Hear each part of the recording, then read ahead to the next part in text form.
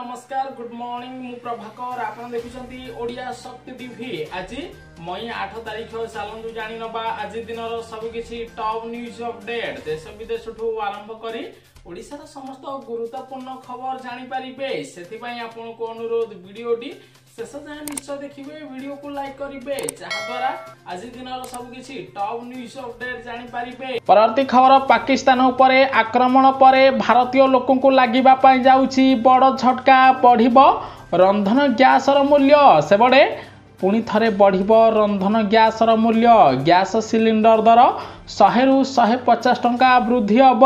कारण ठीक मास पूर्वे घरे एलपीजी सिलिंडर मूल्य 50 टंका वृद्धि होइथिला। एबे रंधन गैस दर अंतर्जातीय बजार रे वृद्धि पाउची। तेणु भारत रे रंधन गैस मूल्य 100 रु 150 टंका वृद्धि हब बोली खबर मिली। परवर्ती खबर ऑपरेशन सिंदूर फेल मारिला चाइना माल। फाइटर जेट JF-7 को उड़ाई देला भारत।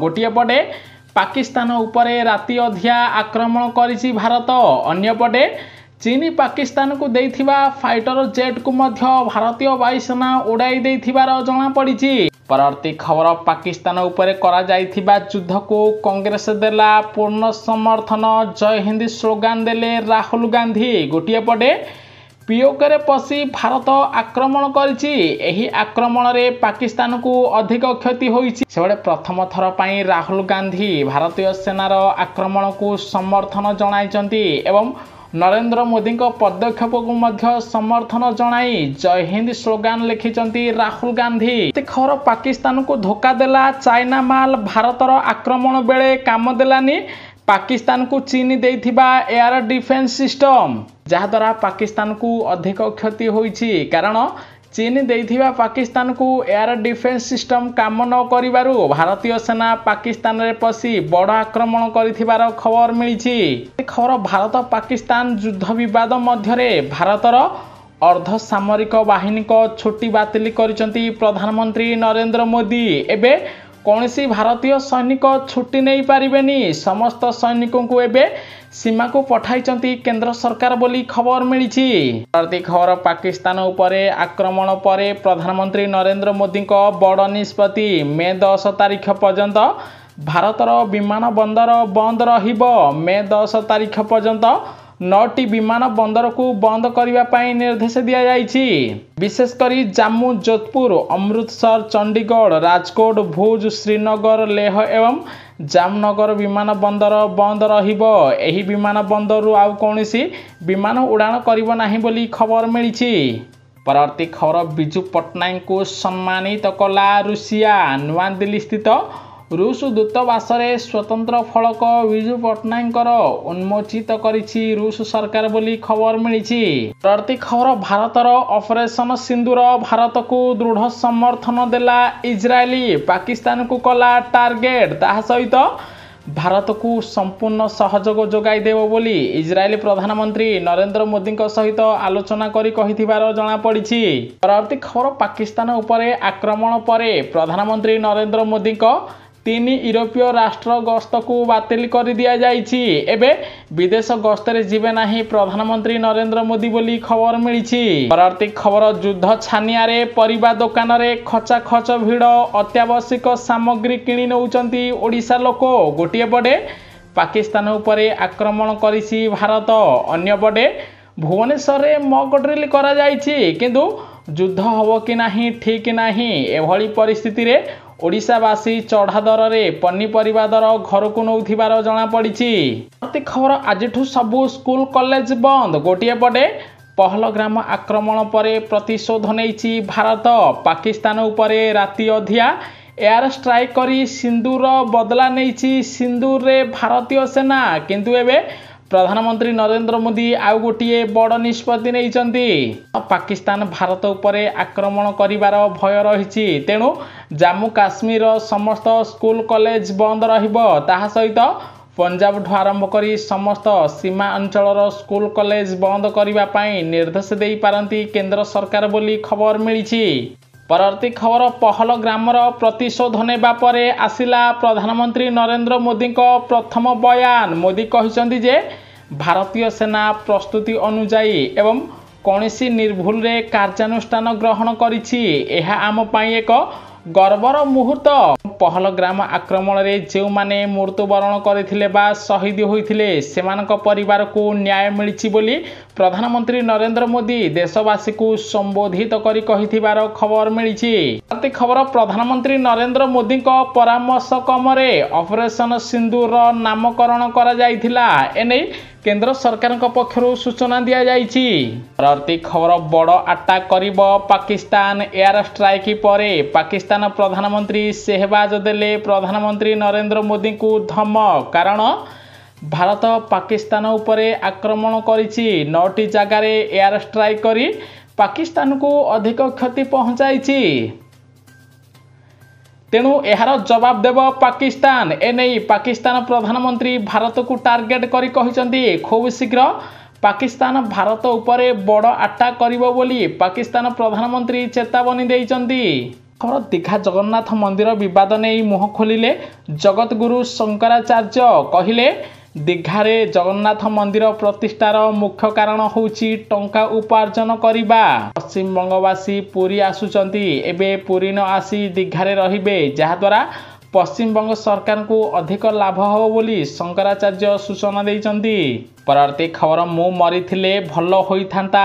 ଅପରେସନ ସିନ୍ଦୁରରେ ପରିବାରର 10 ଜଣଙ୍କୁ ହରାଇ ଭାଙ୍ଗି ପଡ଼ିଛି ମସୁଦ ଆଜହର, ଯାହାକୁ ନେଇ ନିଜେ ସୋସିଆଲ ମିଡ଼ିଆରେ ଭିଡ଼ିଓ ସେୟାର କରି କହିଥିବାର ଜଣାପଡ଼ିଛି।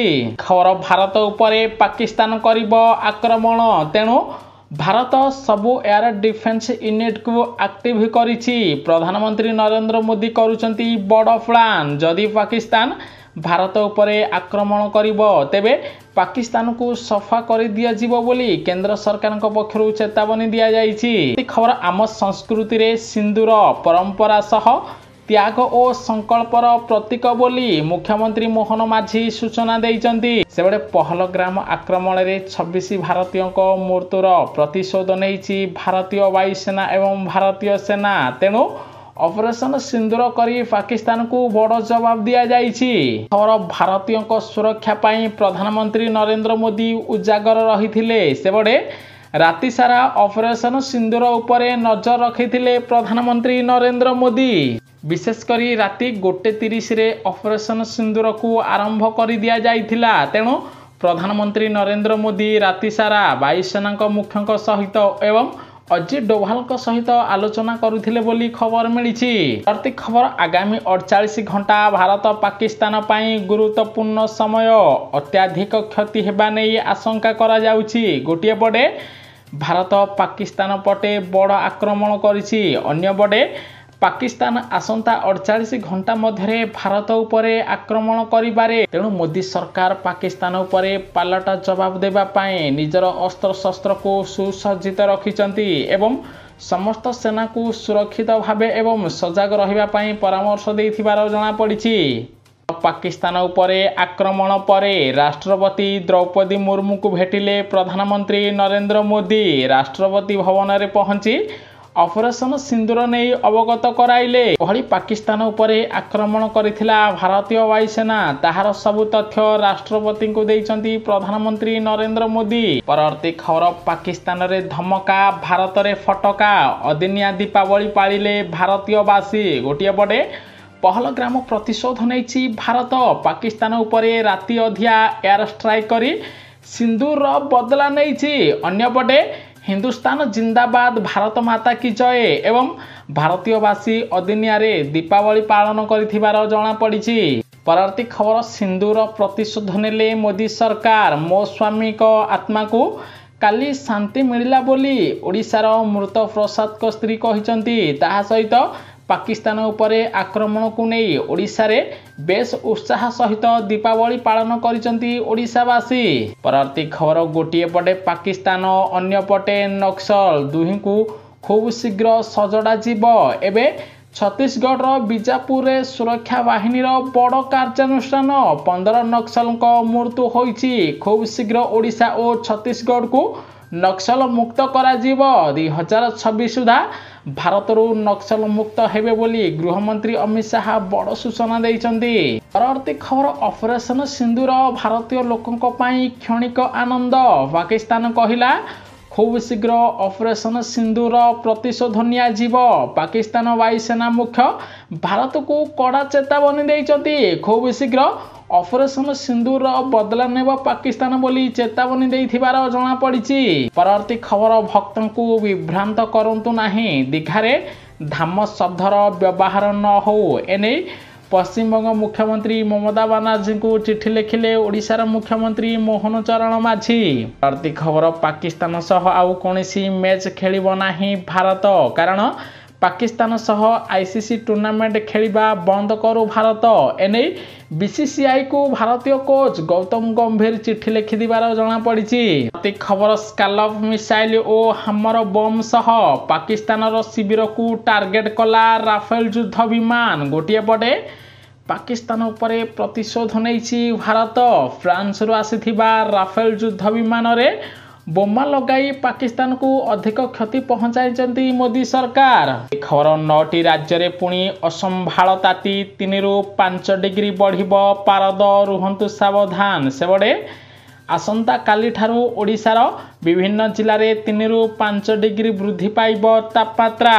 संबलपुर झारसुगुड़ा रे तापमात्रा 40 डिग्री पार करिब एवं बालेश्वर भद्रक जाजपुर केन्द्रापड़ा कटक पुरी खोर्धा नयागढ़ गंजाम गजपति रे प्रबल गरम और गुड़ुगुड़ी हब बोली आंचलिक पाणीपाग केन्द्र सूचना दि जाइछि। परवर्ती खबर पाकिस्तान उपरे आक्रमण पर आउ गोटे बड़ अपडेट देले प्रधानमंत्री नरेंद्र मोदी। कहिले भारतर पानी एबे भारत काम रे आसीबो जहा पूर्वरु देश बाहर को जाउथिला एबे अटका जीव। देशर आवश्यकता पाई देशर नदीर पानी को व्यवहार करा जीव। पाकिस्तान को भारतर 3टी नदीरू पानी दिया जीव नाही बोली प्रधानमंत्री नरेंद्र मोदी देशवासी को कहिथिबार जणा पड़िछि। परवर्ती खबर ऑपरेशन सिंधुर माध्यम रे पाकिस्तान को ध्वंस करिदेला भारत। सेबडे पाकिस्तान विरोध में भारतर बड़ प्रहार मंगलवार अधराति रे ऑपरेशन सिंधुर सफल होइछि। सेबडे सिंधुर बदला सिंधुर नेछि सेना। भारतीय वायुसेना पाकिस्तान और पीओके 9टी स्थान में बड़ मिसाइल अटैक करी पाकिस्तान को क्षति पहुंचाई जना पड़िछि। परवर्ती खबर संरक्षण को नहीं सुप्रीमकोर्ट देले गुरुत्वपूर्ण राय। कहिले संरक्षण एवं देश में ट्रेन बगी परी होइछि। जो लोके एही बगी रे चढ़ुचंती से माने अन्य मानकु एथिरे चढ़िबा पाई दौनाहांती।